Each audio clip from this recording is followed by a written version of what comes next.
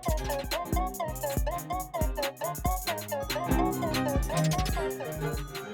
evening, and welcome to another episode of The Chili Theater.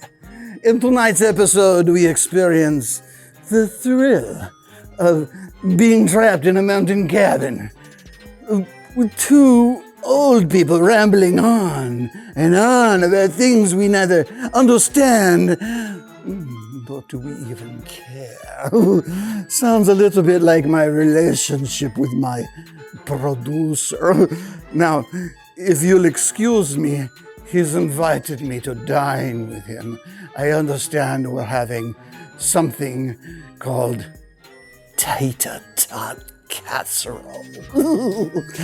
Just kill me now.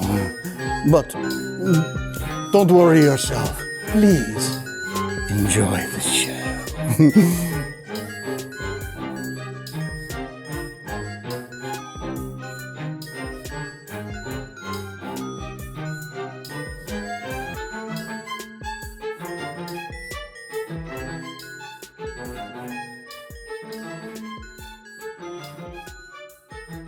Well, thank you again, Georgia and Martin, for a lovely evening, and I'll see you on Monday, Martin. Yes, so thank you again. We really appreciate the invitation.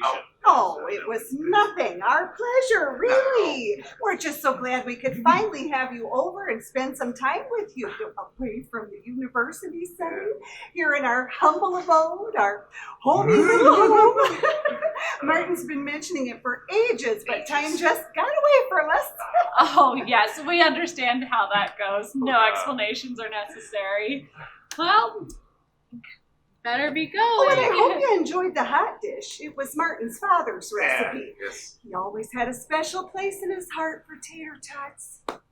You know, they call them just tots sometimes. Sometimes. Oh, I didn't. Oh, I mean, the tots, yes, tater tot hot dish, loved it. It was crunchy and homey and just scrumptious. I had no idea how versatile cream of mushroom soup really could be. Oh, and the prince symbol on top with the herb, or what was that? Rosemary. That was just a stroke of culinary genius. I tell you, it was quite unexpected. It really took the hot dish to a whole nother level. oh, Hank, it was nothing. We just quickly threw it together. Oh, well, Georgia dear, I believe I am the we who threw it together, if I do say so myself. And it was also I who had the idea to use the rosemary from the herb garden's little accoutrement on the hot dish, as it were. Yes, I do believe you said that during dinner. Mm-hmm. Multiple times. Yes, it was a fascinating and filling introduction to Minnesota cuisine. Well, Hank, it's time to go. Did you know? Okay, I've had that herb garden out there for the past 5 years, and I've always had rosemary in it, even though I've tried to kill it up numerous times. Isn't that right, George? And it just keeps on coming in. I swear. You know, we took it kind of hard back when Prince died in 2016. As you know, he was our generation's Elvis. Well, suppose you're a bit younger than we are, so it was more our, Georgia and my generation's Elvis rather than your Elvis. I wonder who your Elvis is. Well, I mean, we knew Prince. Oh. Well, his music, that is. We saw him live back in 2004. What was it? The musicology tour, I think it was. Right, hon? Yep. Yeah, the musicology tour, 2004. Anyway, Anyway. Okay. So the idea to commemorate him, just sort of, it came to me, right? Just a little way to incorporate a little welcome to Minnesota flair for you, our non-Minnesotan guests. The whole thing just took a little bit of time and planning, the hot dish, that is, not Prince's death. I understand he went rather quickly. But I tell you, placing those damn tater tots really just takes a steady hand. All right, and then of course you gotta layer the rosemary just right, and then it kept on shifting around. And you have to cook and open the onions to the mushroom soup. You gotta pour it in so that it's layered, right? You want it even. If it's uneven, it doesn't cook well. And the most important thing, of course, the meat. You gotta cook it down before you do anything to a nice, perfectly firm consistency. Oh, Martin, please don't start with the consistency. Oh, please do. Oh, well, that's where our family recipes have differed over the years, so we've come to sort of a faire de compromise. That's French for compromise.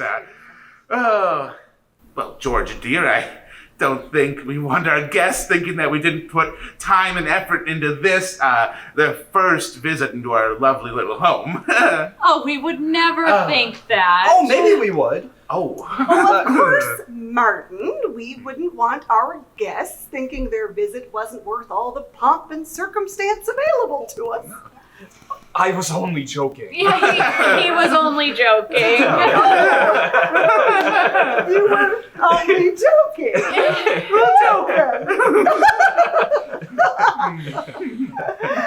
All the same, if we're going to be fair and share about all the energy you put into your tater tot hot dish, perhaps we should share the whole story? Georgia. You know how you cook, but I cook too? Do you really want to go Like there? the cheesecake and the strawberry sauce, which you insisted on having, for example. You see, Martin always forgets about dessert, and I think it's nearly the most important part of dinner. I mean, who would have a dinner party without dessert? My mother would roll over in her grave if I hosted a dinner party and didn't serve dessert. And of course, I clean for the events, I plan the events, I grocery shop. And for years I worked and took care of the kids. I took them to the dentist and soccer and planned their birthday parties, Christmas shopping for days and days on end. So what if it's online? You know, it's all the same. So great, Martin. Thanks for making the hot dish. We shall share the credit. What you do, I do, and vice versa. We're a team. That's what I meant.